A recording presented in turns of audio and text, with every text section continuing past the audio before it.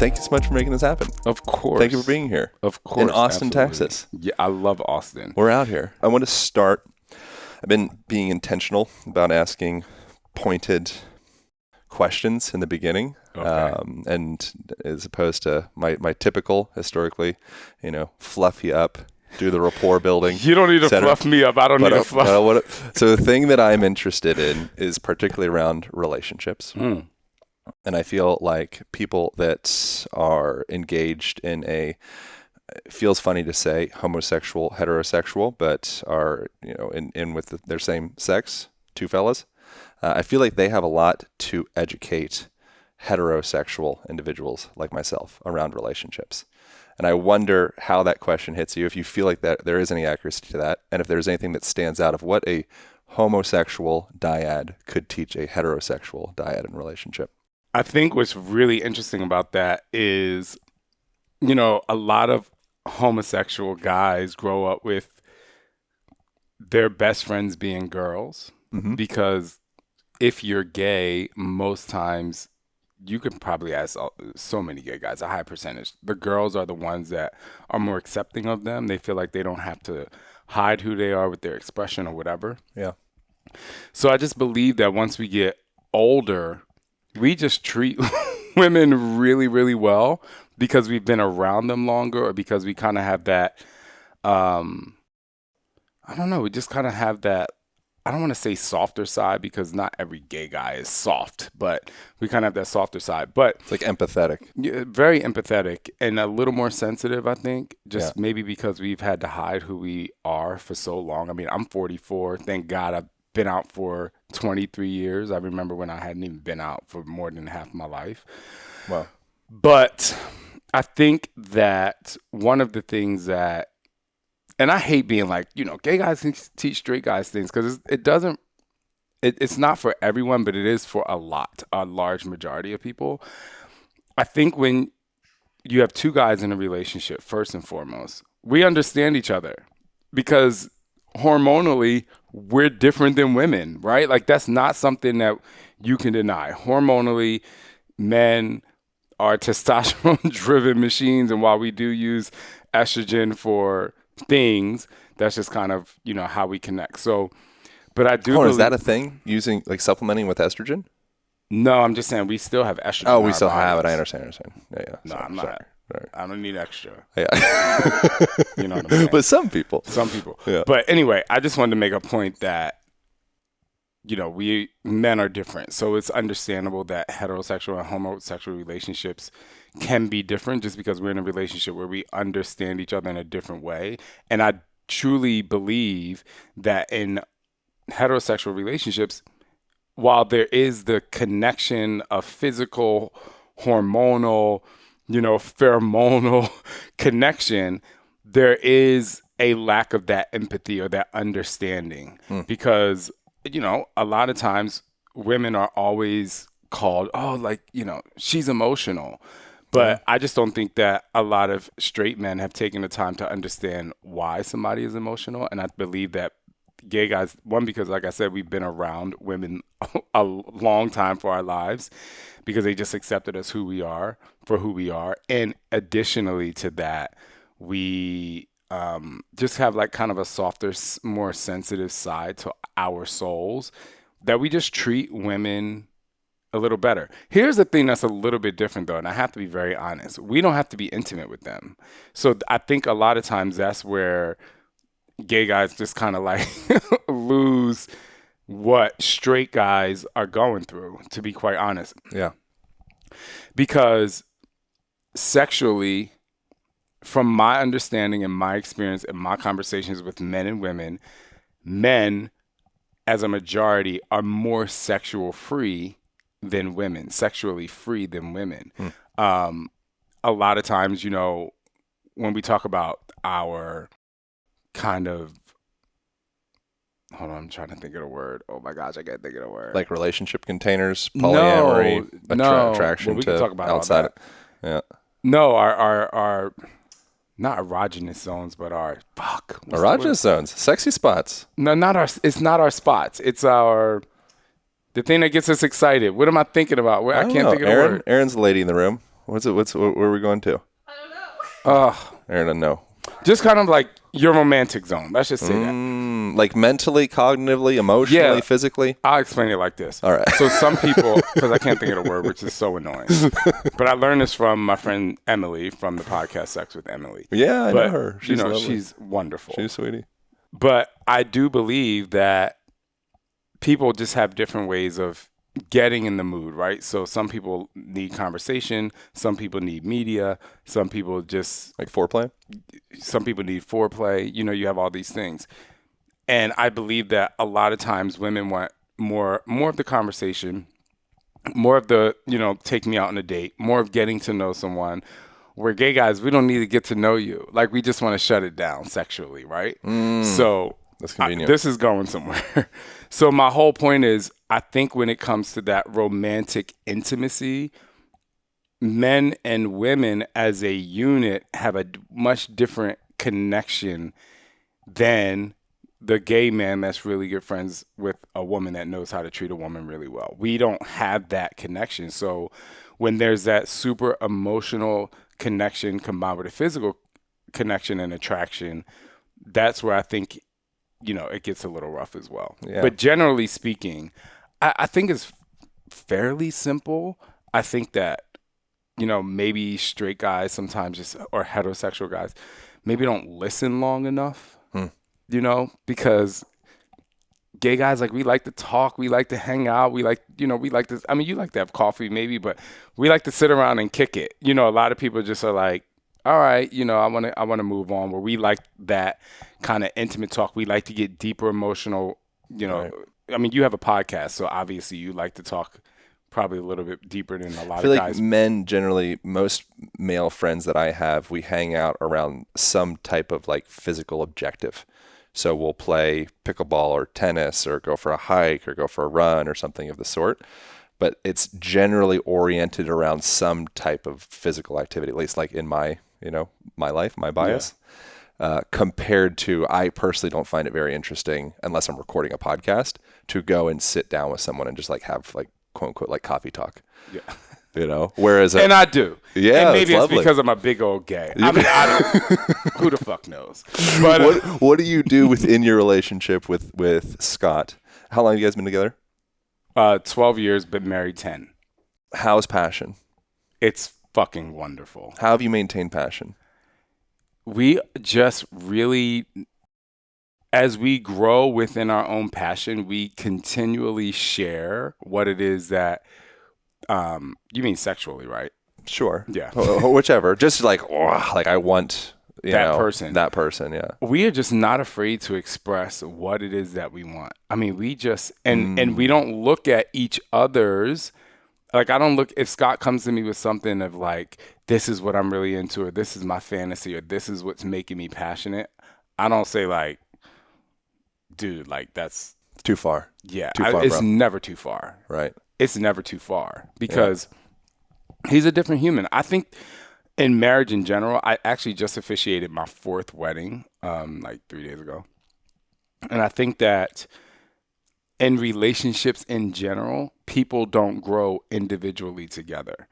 A lot of people join a union or a marriage or even a couple months into a relationship, and they feel like everything, like, oh my gosh, we love doing this together. We love doing this together. We love doing this together. We love doing this together. Oh, but they're different about this. It's like, why aren't we celebrating exactly what's different about them? That's how you maintain passion. That's how we maintain the passion. We just constantly let that person be who they are, and we love them for who they are and let them grow into who they are. Because the minute you try to stop someone or stunt someone's growth is the minute the pain starts to happen. Like years ago in history, I believe it was China, where they would not want people's feet to grow. I think it was mostly females. Sure. And Yeah, they would just foot binding. they I would talk do about it in my foot book. binding. That's the same thing you can do with someone's emotions, their passion, their excitement for life, their excitement to be in a relationship with you. I never understood why someone gets in a relationship with somebody and it's like, no, you can't do that. I understand if they want to change careers and they have to move to another country. Yeah, that's something to talk about. But when it comes to your passion for each other, like your ability to want to let them grow should be extremely high. I love the foot binding analogy because you still have a shoe. We still have a container. We're just not trying to impose what we would like to impose upon the foot. We're allowing the foot to grow and do as it does and adapt and do all the things, go through the motions, and we're keeping it warm and we're keeping it safe and we're protecting and we're holding, but we're actually protecting and holding its individuality as a foot or as a relationship. Whereas it's when you cool don't analogy. let that growth happen, it becomes painful. And like you said, binding. And then what happens then? You want a different shoe. Yeah. Or you maybe get through some type of like Stockholm syndrome and you don't trust any other type of shoe, even though it's an abusive shoe. Which I experienced before in real life. How did you experience that? Well, I was sexually abused from the time I was 8 to the time I was 12 and like fell in love with my abuser. Step monster. Yeah. You call him in your book. So, yeah, I know what that's about. I know what that's like. And that does happen. It is very true. There are a lot of people out there who think they're in love, but their mind is so tricked into thinking they're in love because they've just accepted it. And they've accepted it because it makes them feel safer to not do the thing that's going to go against that, not do the thing that's actually going to make them free, which is going to cause more pain because they feel like that escaping is a harder thing to do. I know that's very deep, but that's my preference. So, that was one of the things that I wanted to discuss. So you have, a life of experience and work around integrating a objectively really highly traumatizing experience. And so can you share a bit of like where you were at your experience with that when you were 8 years old, if that's okay? I think it is okay. Oh, yes, absolutely. And one of the things that I've heard you say, and it would make sense, that you felt at that time like you were being responsible and like stepping up and being a man by repressing it and kind of keeping it secret. Yeah. I might be misspeaking, but I believe I heard 100% that. 100% correct. Can you kind of share a bit of that experience and where you were at and maybe start to move of how you got to a point of where you're at and being able to integrate all that? Oh, yeah. So first of all, I think a lot of people, when they ask questions like that, they're like kind of tiptoeing around. Not that you're doing that, but they just like want to say the right thing. And I just want to say, like, I've been through years of therapy. I'm in therapy now, not for that. I'm in therapy now because I'm really fucking happy. I'm like I tell people who lose weight, I'm like, how do you sustain this new health? I'm like, sustaining the new health is a great way to keep going. So for me to sustain my happiness, I choose to continue to go to therapy. Sometimes as well, it can just be like, I don't want you to feel like a broken record, and I'd prefer to investigate places where we're both learning together. Oh, that makes sense. Yeah, I never do, because I always think that someone else is listening. Even before I answer that question, again, I get really deep. But even in my career, like when I first started doing infomercials, people buying fitness products off the TV, my agent, who was the person that was going to initially make the most money from this, didn't want to have anything to do with the contract because they said these infomercials never work. And here I am 20 years later, and I've helped the company make over $1 billion in sales. And I never had to give any of my money to that person. So when I walked out of that office, as defeated as I was, I just said, well, if I change one person's life, then this is a really great thing. And so when I talk more about my sexual trauma, my sexual abuse, and being a sexual abuse survivor, I'm like, there's going to be one person that hears this, and it's going to change their life. Like one of my barbers came to me after I shared this story in another way and was like, I suppressed it. And he actually forgot that it happened to him until he heard me say it. Yeah. And then he was able to be like, so anyway, I love repeating myself for lack of a better way of saying it. But anyway, 8-year-old. And trauma is interesting because we don't typically, a part of like the definition of trauma is it's invisible in a way. We don't really know how we're expressing out these subconscious patterns that manifested as a product of something that we weren't able to hold at some random age. Right. Like, so by definition, if it was repressed, it's like it's operating behind the scenes. You know, I tell people going back to therapy because I'm just a huge advocate for mental health and mental therapy. But when people say, I don't want to relive that pain, that's why I don't want to go to therapy. I'm Mm. like, but it's seeping out in other places Yeah, in you're your living it. life. Because I know specifically in a very, personal state, people who need to go to therapy and they're not, and they're ruining relationships with people who are super close to them because they're treating that person who's really nice to them really badly, Hmm. but they're responding to their abuser or to the person who hurt them. And so instead of just trying to go to get yourself taken care of, it hurts other people. So I just say, like, it will seep out in other places. That's why I'm like, it's going to be really, really hard. It's like starting a fitness journey. It's really hard. Like, the first fit test of insanity is a fucking nightmare. Like, you throw up and you kind of want to send it back, but you do it again the next day. And it never gets easier. You just get stronger. Hmm. I think is what I like people to say. Because I'm like, it never gets easier. Even talking about my past abuse, it's not that it's easier. I'm just a much stronger person, you know, Because of it. because of it. So how does a person come to a point of acceptance, integration, and maybe even gratitude for things that seem wildly unfair in their past? Well, that will help me kind of go back to answering the question I was going to answer before. But as an 8-year-old person who is getting sexually abused, who's never experienced any kind of intimacy with anyone. I mean, I'm literally a blank canvas, knowing that something is off, but also accepting it as if, not that it's okay, but I had to accept it as if, like, I had to find a reason to accept it, for lack of a better way of saying it. And so for me, I had to accept it by saying, well, as long as I take this burden, then no one else in my family is going to get hurt. Right.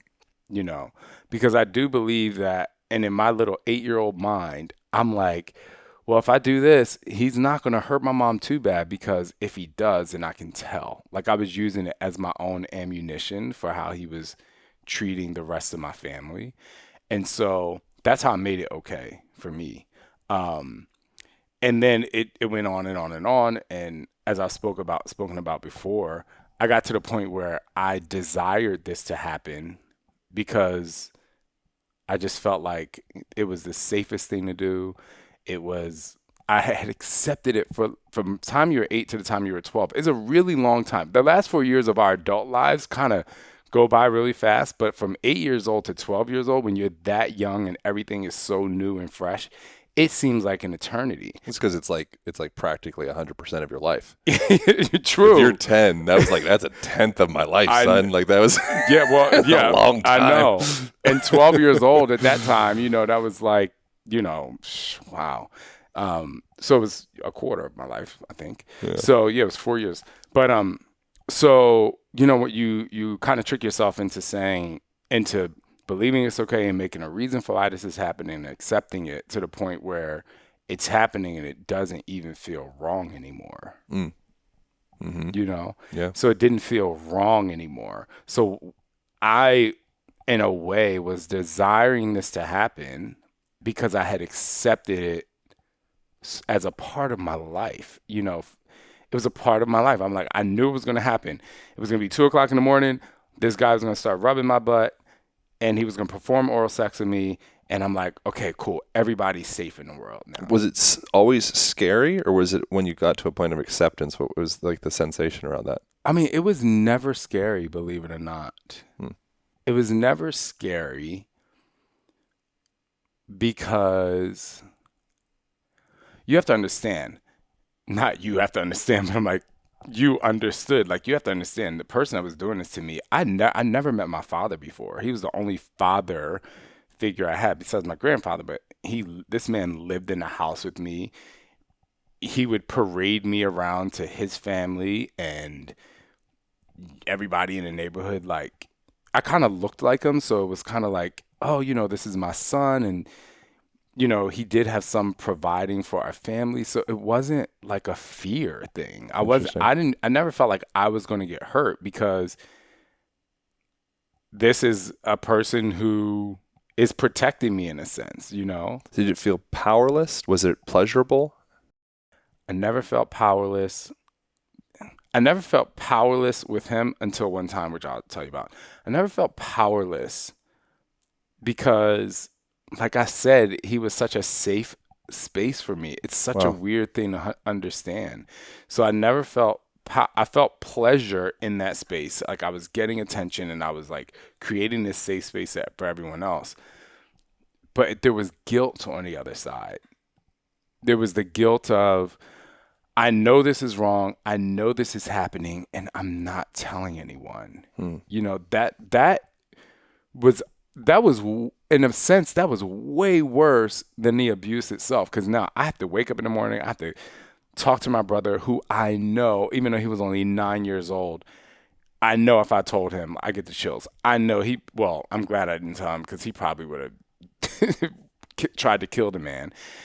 And then I go down to my mother's downstairs and I'm like, everything's fine.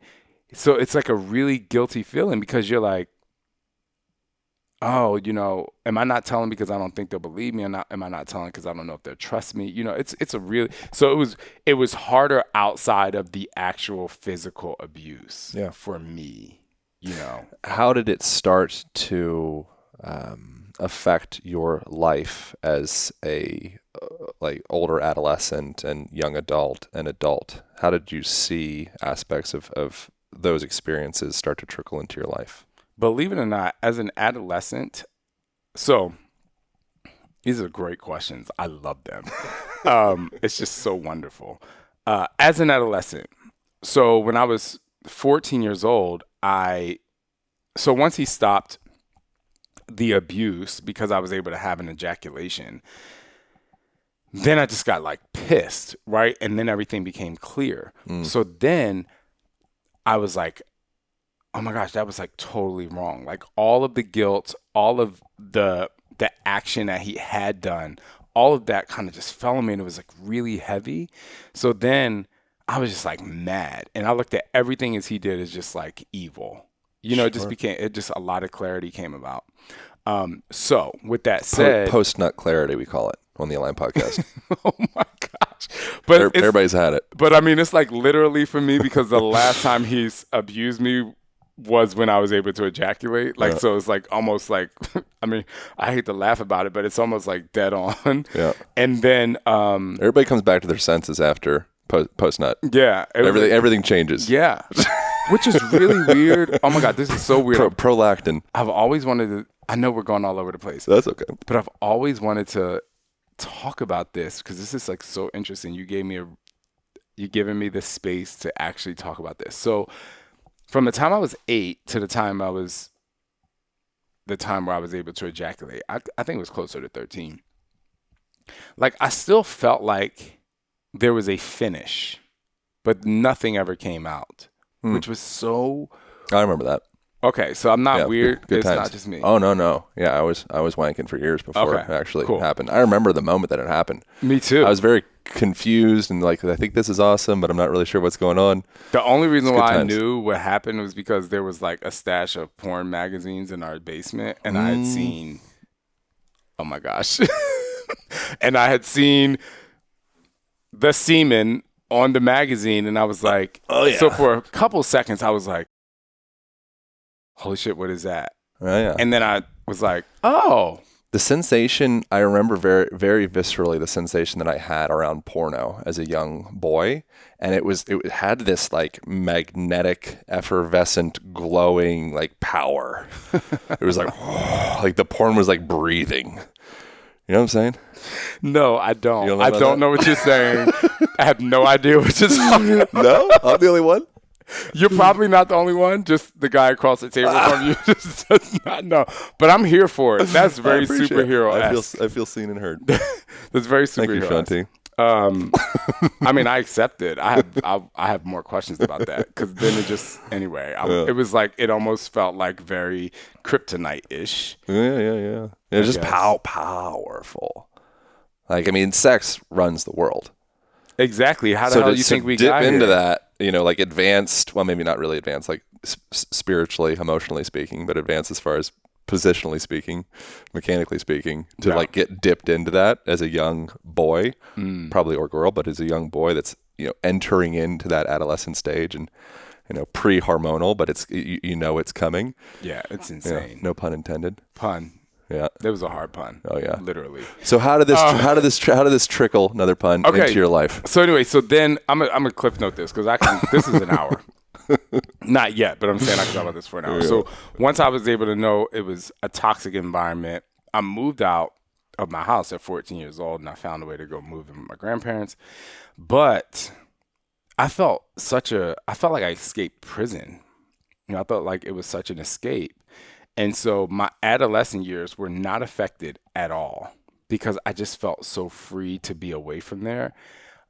It didn't affect me until I met my husband, Scott, when we first started dating, because this is where I experienced love, like true falling in love. Every guy before that was just kind of like, and girl, because I trust and believe. I experienced both, Aaron. Oh, really? Oh, yeah. Oh, you were hooking up with girls before 21. Do you still hook up with girls? I mean, I don't. If the scene was right. That's good. I never say I don't do I love that for you. Because, I think it's like, we could talk about that later. Let me go back to here. But I'm down to talk about that later. I never say no to anything. I mean, there's always a way. Yeah. I'm here for experience. Girl, you better work hard. No, I'm kidding. That's good. So when I fell in love with my husband, that's when things started to get jumbled. Because the last time that I felt that true love was for my abuser, right?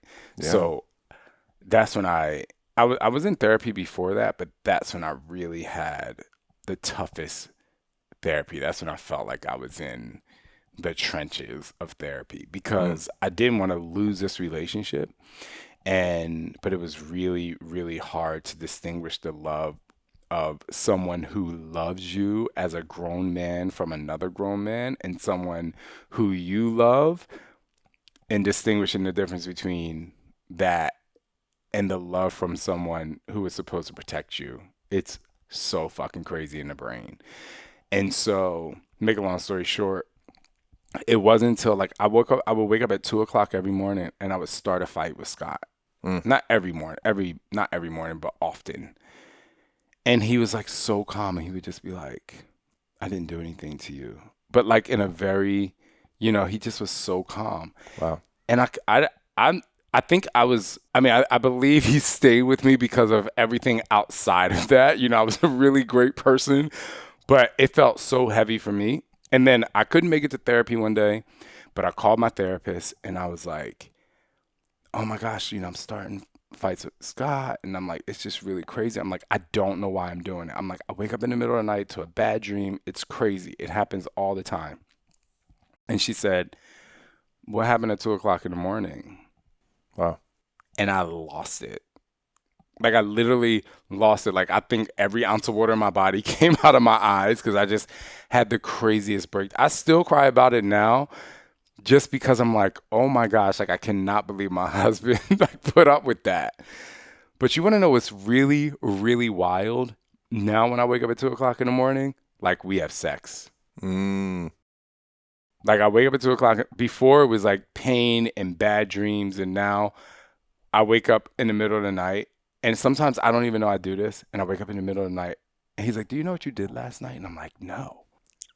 And the G version is, he's like, the rated G version. He said, you just told me you love me so much. And you gave me like a big hug. And then sometimes they'll be like, do you know what you did last night? And I'm like, oh yeah, I know. So now like waking up at 2:00 in the morning is like It's a complete 180. It's so crazy. There's in the book The Body Keeps the Score from Bessel van der Kolk. Are you familiar with that at all? Mm-mm. He tells a story in there of a war veteran that each year on some specific date he would go, like old guy, he would go in and he would put his finger under his shirt and he would rob a like mini mart without a gun. And he didn't want, it wasn't even that he wanted money or anything. It was just he wanted the scene. He wanted the commotion. He wanted the police to come in, guns drawn, and he wanted to recreate this event. And he would do it every year on this particular date. And then they started to catch on of like, what the hell happened on this date? Oh, wow. And he went back and he lost some friends in this war experience at that date. And so the suggestion, which I think makes a lot of sense, is we will recapitulate these past traumatic events in the forms of, maybe unhealthy relationships, or in the form of waking up at 2 a.m. and having a feeling, or going into a mini mart and robbing the place just to get the police coming in guns a-blazing, because internally, subconsciously, our body wants to heal. And so the way that it presents it, the availability to heal is, okay, let's reenact this event and kind of present a new, it's like the event surfacing in a way. And presenting the opportunity to renegotiate or just keep doing it, and have it be just, another like re-traumatization. But at a deep level, the body's like, it's trying to run the systems to heal. And a part of that is recapitulating the experience. Isn't it wild that all of that happens in your brain? And body. I mean, and body. Like, where's the brain? But I mean, like, it does. I mean, it is the body, but I just go back to like how, they say we only use 10% of our brain, but I'm like, no, we don't. We have to use more because so much, like, this is a crazy body we have. Oh, yeah. Do you feel like emotions and such are stored in the body? Absolutely. I do feel that. So where I was potentially going with all of the stored trauma in the body, really devastating experience, could be devastating, it's all perception. And then going into starting to see, one, how that manifests in the person's life. One, realizing that these past events are manifesting in our life, I think is one big thing. For like the first step is realizing that you have a problem. And being like, oh yeah, like I'm doing this. I'm the common denominator in every fucking relationship.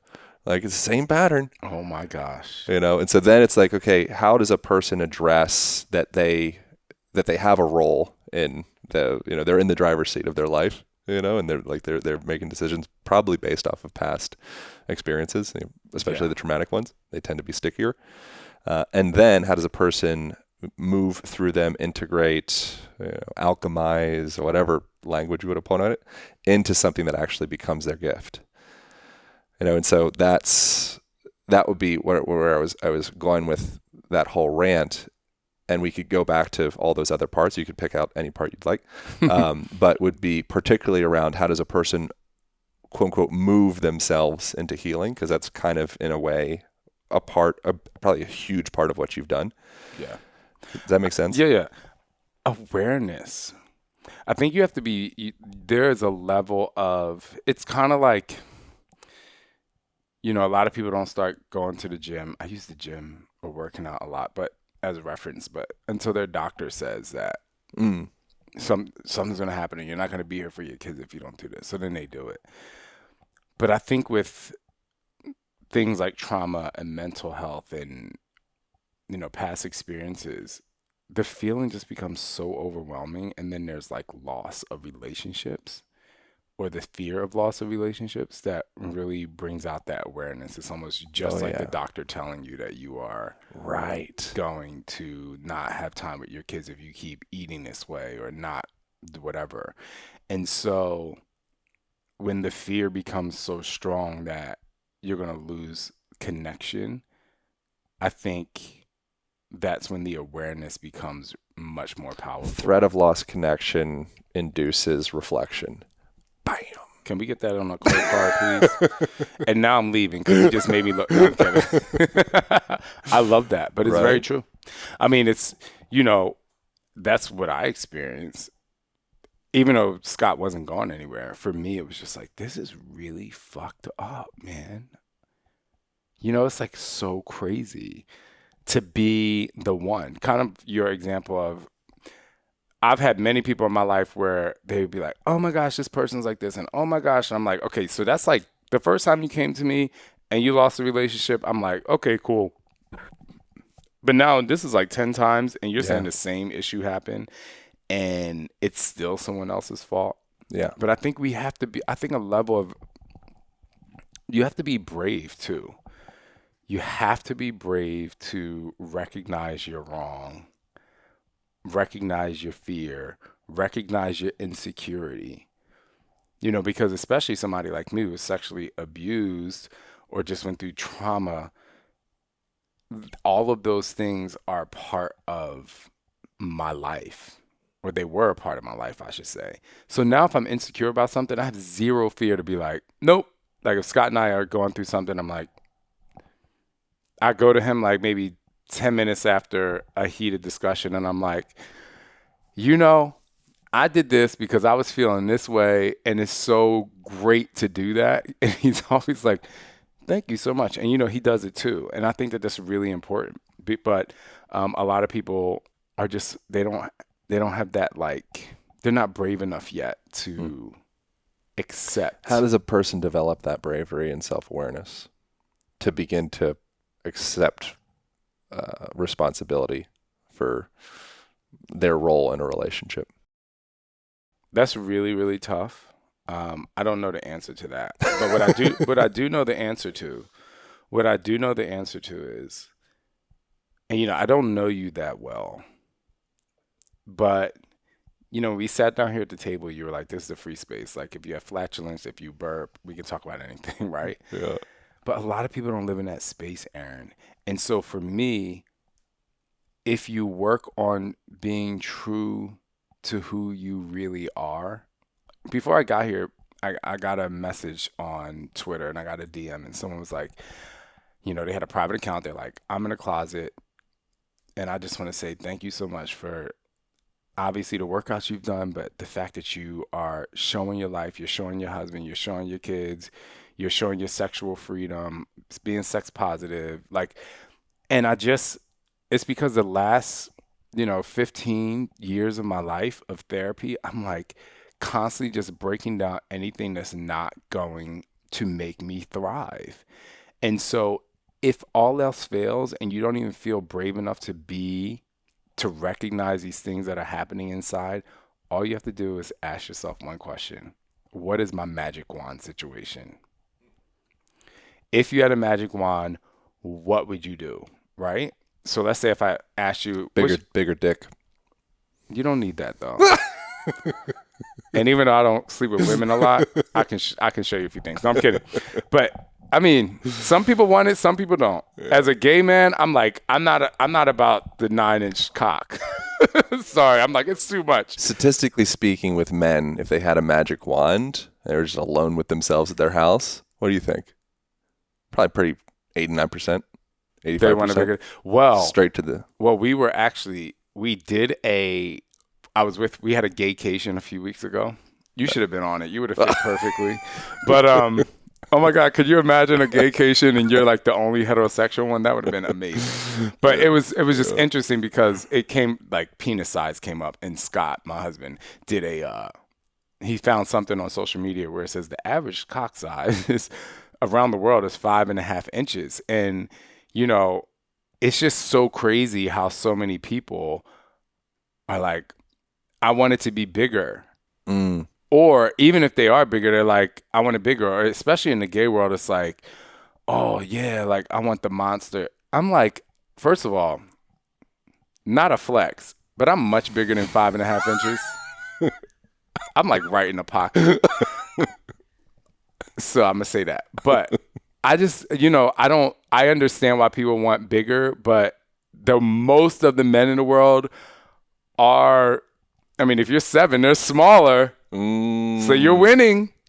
And most women don't want to be like, I'm not even going to say what I really want to say. most women, No, we're a free space here but on my most podcast. women I speak to, they're like, no. Most women are like, I don't need that thing to be all crazy. And even though a lot of gay guys, they, guys who have these like, who specialize in porn or like, they have like tons and tons of following. A lot of them are because they have like maybe a 9-inch penis, right? But I'm like, and my husband's great. Like, it's not small at all. And I tell him all the time, I'm like, if this was any bigger, like, I wouldn't be down. I heard recently. Like, I don't feel like dealing with all that. I heard recently something like this could be misinformation. A lot of misinformation spread around. Well, the let's internet. figure it out. I heard something like 90% of gay men identify as bottoms. Statistically, that doesn't seem to add up. No, I believe that to be true. I'm very verse. I'm like literally split down the middle. I'm like right in the middle. But if me and my husband are gonna have a frolicky good time, most of the guys are bottoms. They're really at an advantage, I would say. If you identify as bottom. No, you're not. Come on, because you can't find anyone. The prostate. It's a magical space. You're talking about the feeling of being a bottom. Yeah, it's health inducing. You got to stir up the bits. So, do you have toys? Oh yeah. I put a little vibrator thing on my butt every now and again. Let me tell you something. Me and you, we friends forever. Yeah, we're bros, dude. That's what I'm talking about. I don't know why people are afraid to do. I'm like, bro, like, have you not experienced this? Oh, yeah, extends the orgasm. It translates to what I would imagine is very comparable to a female orgasm. Yep.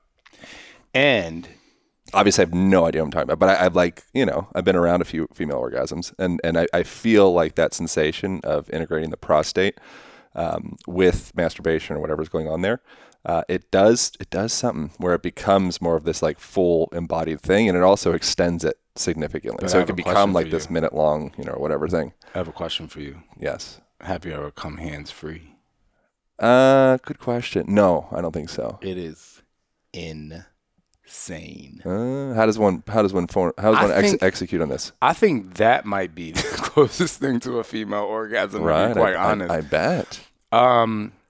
So you have to find a second erogenous zone, or like. That's amazing. So many people would find just listening to this to be uncomfortable. I know. Isn't that amazing? Yeah, they're probably gonna be like, they're probably gonna send you messages like, I can't believe you're. No, I don't think so. Not this audience. I think people would be like, what I would imagine people are like, oh, that's cool. I'm glad you're talking about that, or just like whatever. We're good. Let's make people uncomfortable. But the fact that pleasure in the body, not hurting anyone, in fact, reducing the likelihood of prostate cancer and things of the sort, like supporting the health of both parties, nothing but alrightiness.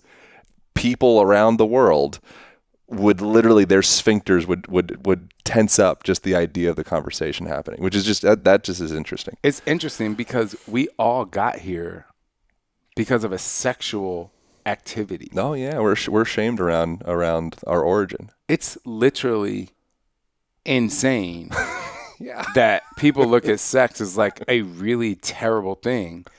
I'm like, this is insane. Yeah. Like that's insane. So, but let me teach you. Let me not teach you. I'm here to learn. I'm here to learn from you too, Aaron. Yeah, good. So take one of your vibrators, the one that curves a little bit. Mine curves up to the prostate. Right, that gets the prostate. It's about 12 inches long. Are you? You are lying. I was going to say you're lying out your ass. And literally you are. You are. Thank you. I'm not going to say that. Oh my God, Aaron, I can't believe I'm sitting here with you talking about this in such a good way. Good. It hasn't always been a dream of mine, but it's a dream come true. That's good.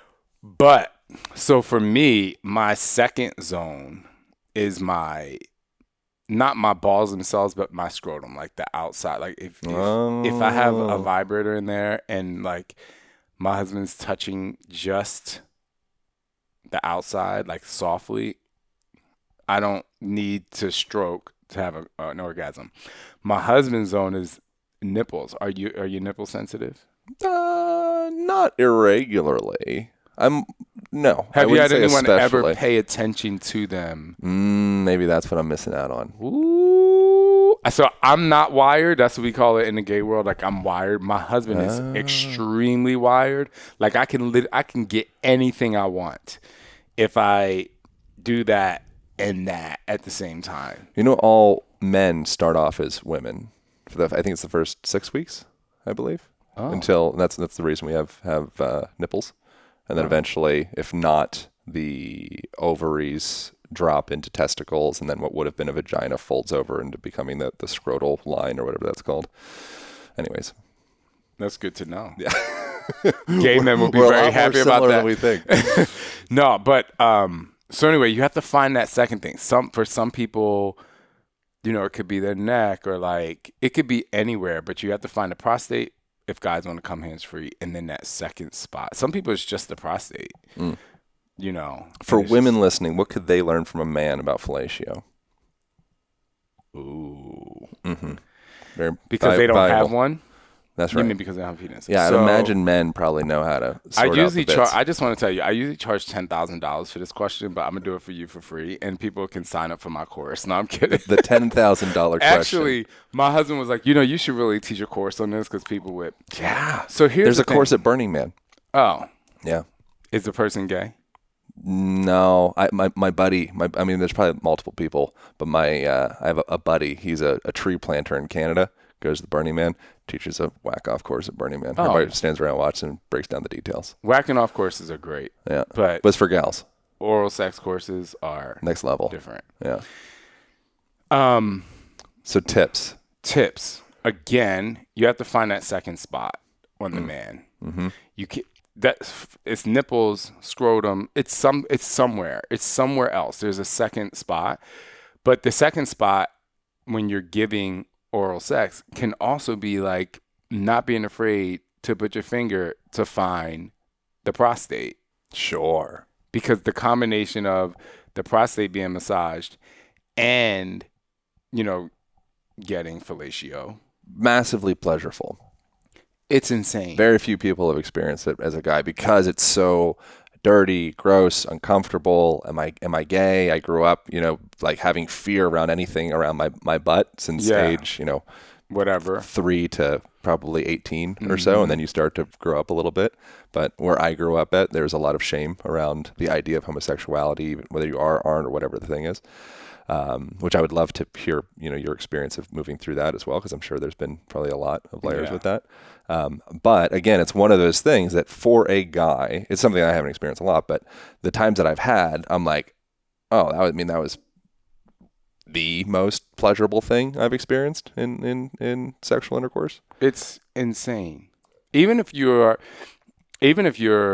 want to have like the vibrating butt plug, what I like to call them, while you're having sex, like just put that in there while you're actually having intercourse. I mean, it's a massively different experience. That's why, like when gay guys, a lot of gay guys like having threesomes because the person in the middle is like winning.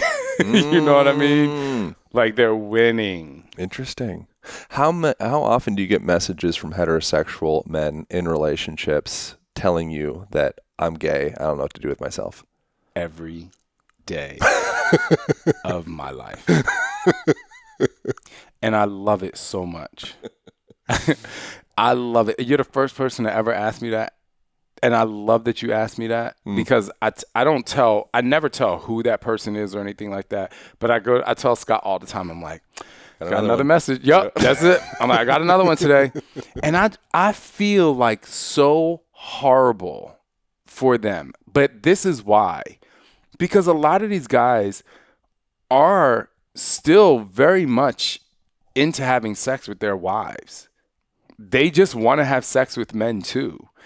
And what they do is they come to me and they're like, oh, you know, I'm gay, blah, blah, blah. I'm like, do you still enjoy having sex with your wife? And they're like, yeah. I'm like, so would you classify yourself as gay or would you? Like, that's what I was saying before we started the show. Labels are one of the toughest things because when you looked at as gay, it's like, oh, you don't want to have anything to do with a woman. When I know plenty of gay guys that will still have a threesome with a girl in the room. And I know plenty of men that have a wife and they like fooling with guys, but they have still incredible sex with their wives. And the best relationships, if the best relationships are the most open-minded, when the woman is like, tells their husband like, well, yeah, like you should absolutely experience that. Or vice versa. Or if the man is like, if his wife likes to be with other women, but again, like people look at this as like, this is horrible. Like that's not right. And I'm like, you're lying. And you want to know why? Because if you go into a packed movie theater, box office hit Thor, I'm just going to take Thor because he's hot, right? The women who go are sitting there like, yep, I tend to take my kid there. And I'm like, girl, you know you having thoughts. And there are 25% of the men in there are like, damn, that guy is hot. But I would never be able to tell anybody that guy is hot. You think it's 1 out of 4? It can't be 1 out of 4. No, that's a little high. I'm just saying because a lot of gay guys are probably going to see Thor. Yeah. But no, but a higher percentage than what would be shared. I would say in relationships or public or even with oneself. Dude, I would say that the percentage of men who would experiment with other men is higher than you think. Yeah. If it wasn't for the label that they would get. It's a label. Yeah. I mean, you look at like Spartan times and you know, that would be an indication of being an alpha. It's like, oh, I'm the strongest, baddest because I did you in the ass. You know, so if you were getting in the butt, which that's a whole other thing, is like actually, it's, you know, 90% of men would prefer like, that. So like, hey, but it's such an interesting thing. The cultural stew that we get dropped into dictates and forms so much of our belief system around like what is okay. And so the process of starting to strip those layers back of what have I been inculcated by that may or may not be to my actual benefit and be like true. Like that's an interesting question I have. How does a person start to come to terms with what is actually really true and authentic to them? When you live in a world where there's a lot of filters and a lot of like reflections and deflections and like where like what's like who am I? I think I have to go back to the time where I actually was starting to experiment with men to really, because that's when I felt like there was like a light at the end of the tunnel, if you will. Yeah. But when I was in high school and I was like 15, I mean, I was fooling around with girls. Like I remember being in my girlfriend's living room and I'm like, we are going to get caught by your dad and he's going to whoop my ass, you know? And then like a couple years later, like around 17, I went to sleep at a friend's house and you know, he was like, hey, you want to try this? And I'm like, sure. And I remember like, wow, this is like even more amazing than that, you know? And just kind of letting the exploration go. And I just remember being like, oh no, like I definitely want that more. But the minute you start to, but I think that like, plus I grew up in a Christian home. Once my grandfather was a pastor, like I was in church 4 times a week. And it's always preached that the way you are is wrong. Right. So I had another barrier to break through before I could even want to see the light. And I remember fooling around with a guy and as a teenager while my grandfather was home. It was just my grandfather home. And then my friend came over and we started, you know, fooling around or whatever. And I remember my grandfather walking by and like knocking on the door because I'm like, you know, I don't know how you know, but you know. And anyway, so I say all that to say, I think that like you just have to, I think your question was what was your question? How does a person, so there's a lot of talk around, and I've even heard you talk about this before, of how did you word it? I have it written down in my notes, but something along the lines of like, one, you feel in a way like a protector to people's freedom to express who they authentically are. Yeah. You know, and if it's like, if you're being you, like, I got you. I'm here. You know, I want to protect that. And I want to not be the foot binding shoe. I want to be the Vivo barefoot, you know, running shoe or whatever. It's like, I want to support, you know, your expression. But I think a lot of people, and I'm sure myself in certain ways, and, you know, anybody, I think that the journey in getting to know yourself is a process. So at Oh age yeah. 20, you might not really know who you are the way you do when you're 30, and 30 when you're 40. And 40. So like I mean, maybe it's not that interesting of a question, but in my mind, that I think that's kind of a thing of like, how does a person kind of pierce through the filters to come to a place of like, what is my authentic self? It's like, I think the best way to answer that question, like before we talked about the magic wand situation, but the best way to ask that question, there's always been this like this quote in every, dance studio. This is dance like nobody's watching. Mm-hmm. Like Right. if no one else was going to judge you, if no one else was going to judge you, what would you be doing? How would you live your life? Yeah. Who would you surround yourself with? What kind of events would you attend? Like those kind of, if you were in a simulation video game by yourself and whatever, like what would it be? And I think that's a way to at least try to create have a blank canvas and really start to see what it is that you want. But for a lot of people, that's going to be very scary to do Yeah. because they've been suppressing their true self for a very long time. What can a gay couple teach a hetero couple about raising a child? If this still happens, mostly, because I don't know, because it happened in my home growing up, but gender roles have to go out the window. And one, gender roles have to go out the window. It's like, two, I don't care. This is in no particular order.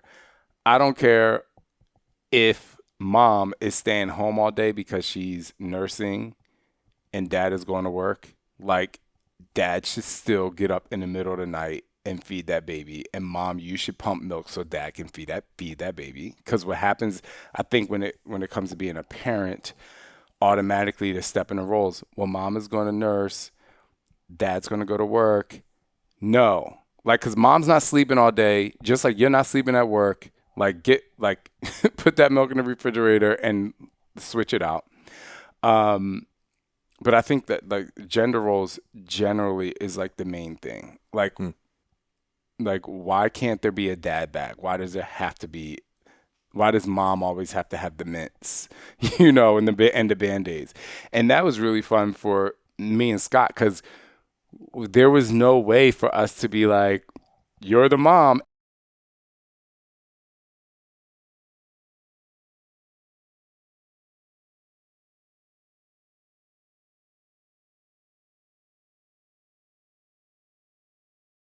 Just foundationally, are either one of us a female? And like people really can't grasp that. And that was the biggest eye opener that people do still live in that space of like gender roles. Like why does this person have to cook? Why does this person have to be the breadwinner? Why is there such thing as a breadwinner? Why is there such thing as a breadwinner in a union? Yeah. I wonder, I would imagine a common criticism, which I'm sure you receive like your fair share of criticism around it. Oh yeah. Do you? What about being gay? No, no, no. Oh. Gay raising a child. Oh no. So I'm a black gay man in America in a homosexual relationship and in a racial relationship Yeah. that had kids via surrogacy. Yeah. Like I'm literally the only thing I'm not is a trans black female. Right. Or female in general, because I feel like a lot of times, people just treat females. But I'm just saying, like, the whole point is I have enough, like, I'm a walking billboard of, like, this person is literally going to burn in fire and brimstone. You know what I'm saying? Yeah. And that was your belief system. That was my belief system. Which is pretty interesting. Yeah. And I think that, going back to your question, because I just had a thought. For me, it's so hard not to be myself. And I want people to make it hard not to be themselves. Make it hard for somebody else. My book, my number one superpower in my book is uncomfortable. I like to be uncomfortable. Say the name of your book. T is for transformation. It came out how many years ago? 2017. Okay, yeah, it's been People out for a still like just finding out I have a book. Yeah. But the first superpower is to get uncomfortable because my entire life was uncomfortable. So I like to the way that I continue to be my most authentic self is putting myself in uncomfortable situations because the uncomfortable situations is what I really want to do and who I really want to be because And I don't do it or be it sooner because of fear of being judged. Like I have an OnlyFans now. I don't have porn on there, but I have an OnlyFans. Like me and Scott started wine night during the pandemic, and it was so fun. We started talking about a lot of this, about sex, about relationships, about fantasies, about, frolicking, about intimacy, about date nights, about being parents. And now I'm just doing it on my OnlyFans. And I don't post my hump day photos on Instagram anymore. So if you want to see it, go to my OnlyFans. BOF. Hey, it's good. It's a good page. You're not getting the porn, but you're not getting my cack, but you're getting some good stuff. No cack. How do you address in your own experience the potential likely, what is your son's name? Silas and Sander. Silas and Sander.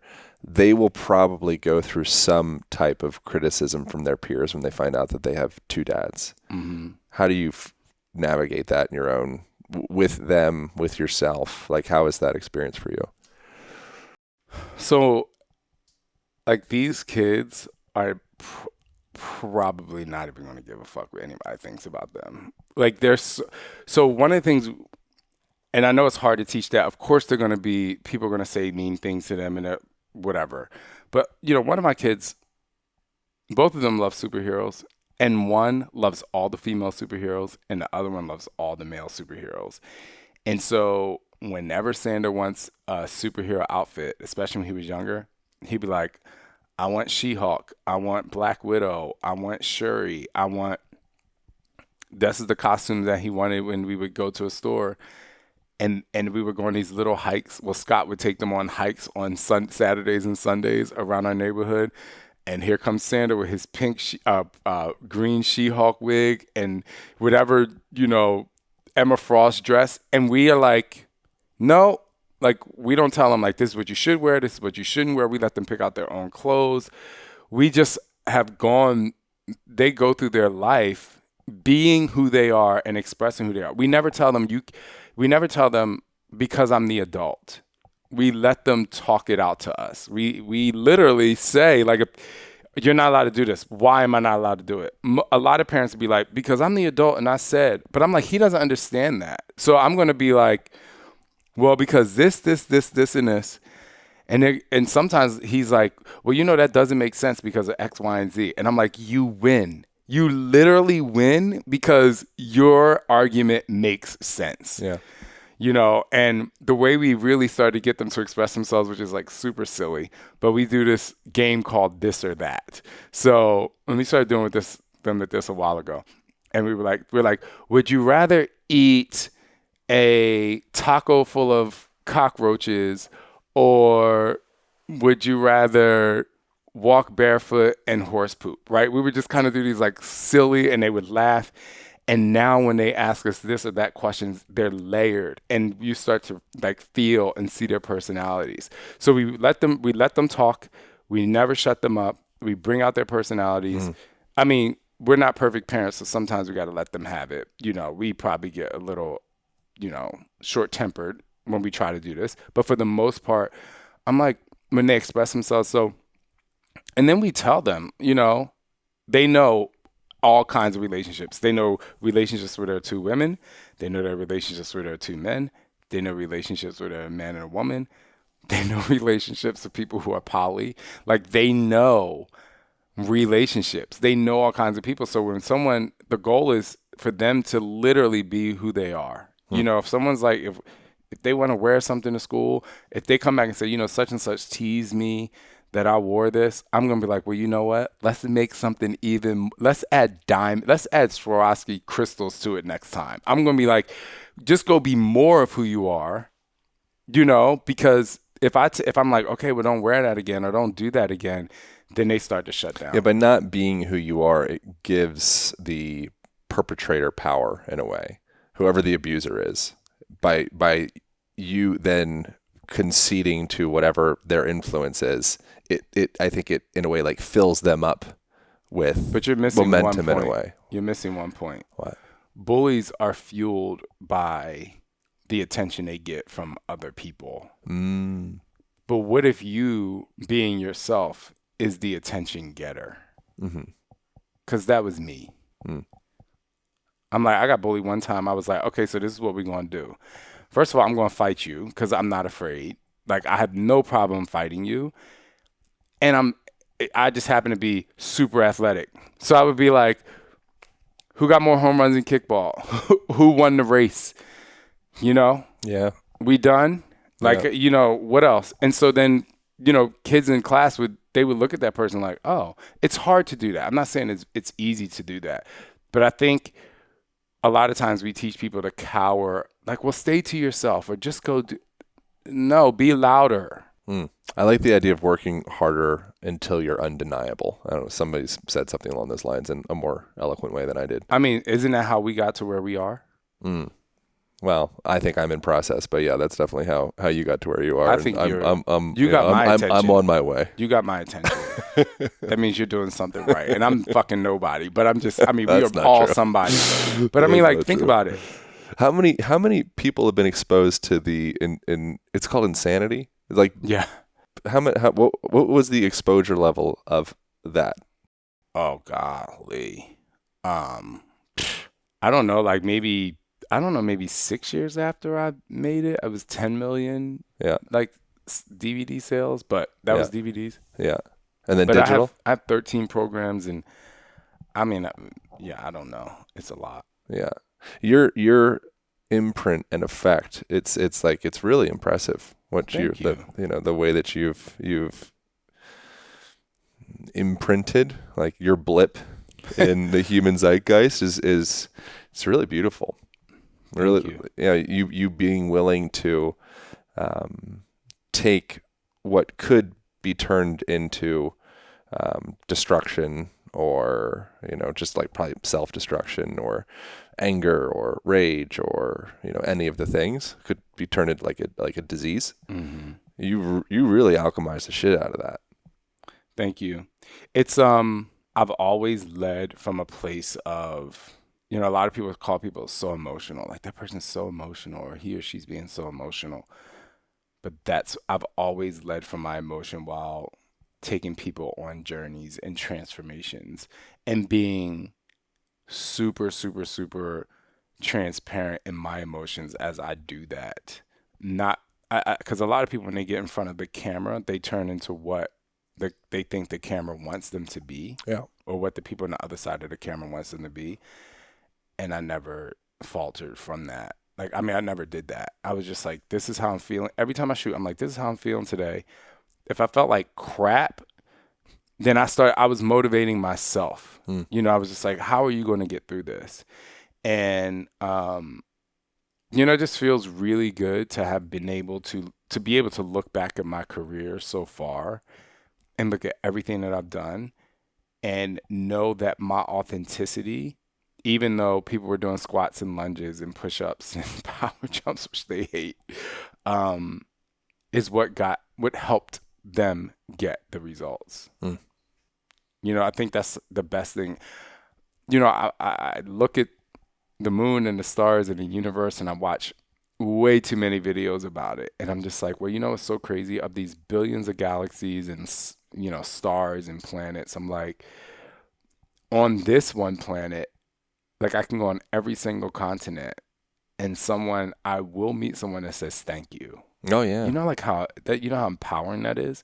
And I'm always just like, thank you for letting me be a part of that journey. Because it kind of goes back to what you were saying, like how do you know when you have like a problem, or how do you know when you need to fix something? And it's just like, I think that being able to take people on a movement journey, and 95% of the people are like, well, I mean, you changed my life physically, but you really changed my life mentally. Oh yeah. Is like, because there's so much that happens during exercise.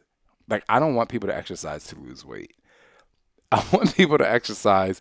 Obviously, we know endorphins and all this stuff, but like the belief that you have in yourself from being able to do something that's extremely hard combined with being consistent is immeasurable. That's why I'm like, if you're out there and you're working out because you want to keep that girl or keep that guy, or like be sexy for this, people they want to lose weight for their wedding or they want to lose weight because they want to find the guy. I'm like, this is the wrong like you're doing the wrong thing. Yeah.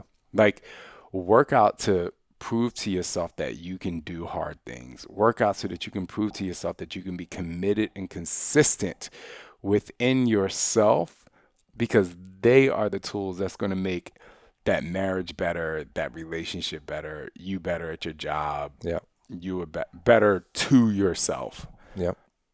And movement is therapy. Your physical expression in the world is, I think, the downstream manifestation of what's happening internally. That's why I love dancing. Like being a professional moving through your dancer shit, man. Was like, I would say being a professional dancer and a dance instructor has been my favorite job because it's so hard to explain. The feeling I get when I hear a beat and want to move to it in a specific way is so overwhelming. Like I could still cry about it today. And I was told at 8 years old that little boys don't dance. So I had to wait until I was 20, almost 21 years old to do it. Yeah. Yeah, when people are, in many ways, myself included, going back to the foot binding analogy, bound through our whole body of the way that we're allowed to move. Because if you move certain ways, that indicates something that you've heard a story is not okay. Mm-hmm. So like, I'm going to move this way.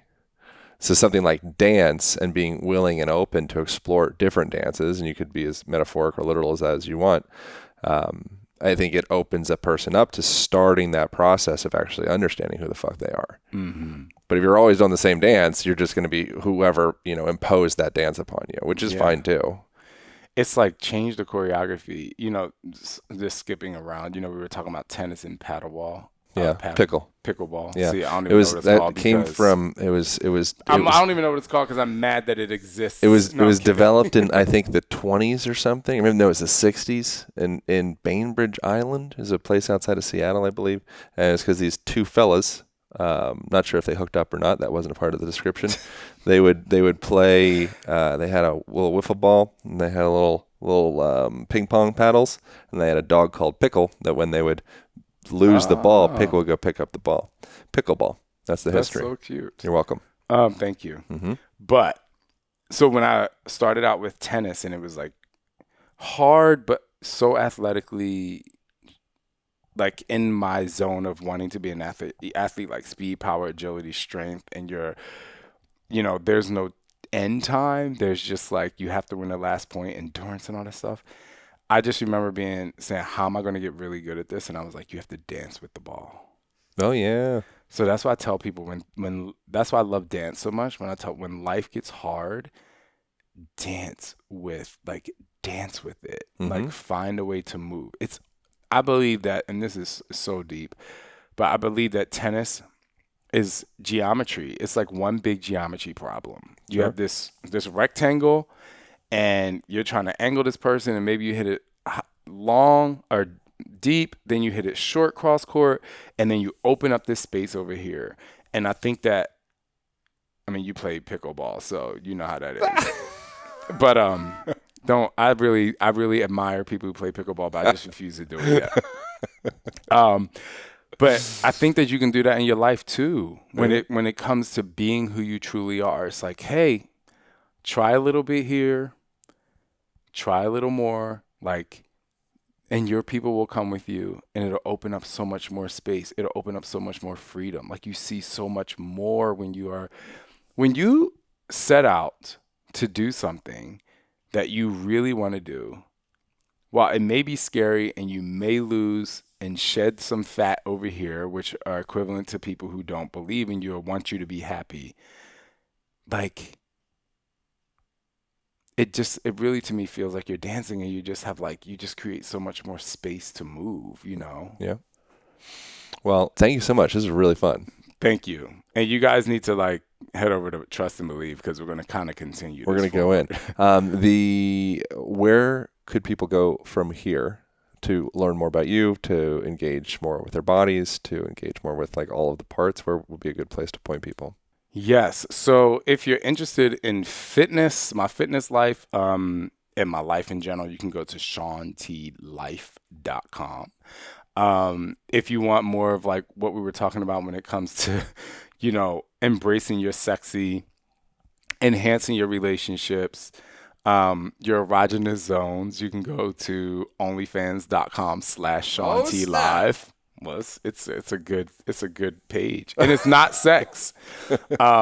We do like shows like every 3 weeks. Oh, fun. Where my husband Scott and I, it's a community, but make sure you be careful when That's you go great. there.